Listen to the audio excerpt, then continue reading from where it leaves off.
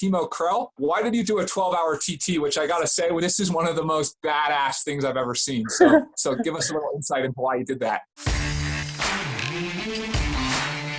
So basically, I was injured last year. So the race was in August, and I got an injury in May, and I couldn't run. It was absolutely horrendous, and it was still there when I did Frankfurt, which I think was at the start of July. Still really bad there. Like, I went down there for the race. I wasn't sure if I was going to be able to do it or not, but it didn't. The injury didn't heal. So it wasn't until like the start of August when I did my first run, which was about a week before the 12 hours. So I hadn't run like May, June, July. So it's 3 months.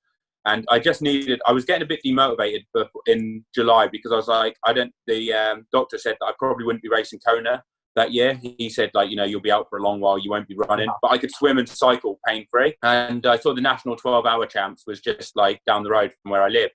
So I thought, well, why not just enter one? Because I'd been intrigued about it before. But I was like, 12 hours on a bike, Jesus, like, racing, that would be horrendous. But I thought, well, I'll give it a go, because just more about taking a step into the unknown. You just don't know what it will be like, how hard it will be. And because I couldn't run, I just needed a goal to do it. So I did it, entered it. And it wasn't too bad. I would say, I kind of just went at a similar intensity to what an Ironman felt like. And I kind of thought, without the run, you should be able to keep that a bit longer. But it was mentally, it was the hardest, like the first once you were about 3.5 hours in, because you've been riding pretty hard for 3.5 hours, but then you still think about it. You're like, say you think an Ironman takes 8 hours. You're like, I've still got longer than what I would be doing a whole Ironman left, and I've been going for 3.5 hours.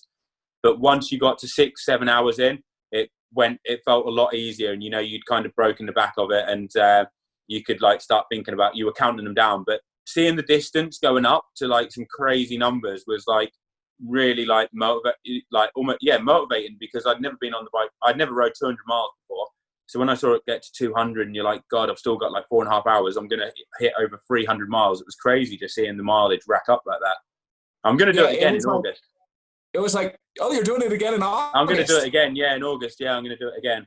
And so is this on like a set course? Like, or do you get to decide whatever course you like? No, it's on a set course with marshals there, like as a proper event, So they have 3 different courses because they move the marshals around. You have to sort out your own feed and people. So you get people that like hand you drinks, hand you food, and everything like that. So it's like it's a proper like official event on the course. Did you win the event? That's an interesting topic, that is, because technically I cycled the furthest distance, but I took a wrong turn in it. So I got DQ'd, but like it was the furthest distance. I wasn't going to do it, but because there's the racing so like sparse at the moment, but and I did break the British record in it as well, and that didn't count. So I would like to get that official as well. And because there's no racing, I think it's something good to do, a bit of fun. Yeah, because it was over 500K, right? It was like 520K or so. Yeah, 520, 525, something like that. Man, that was awesome.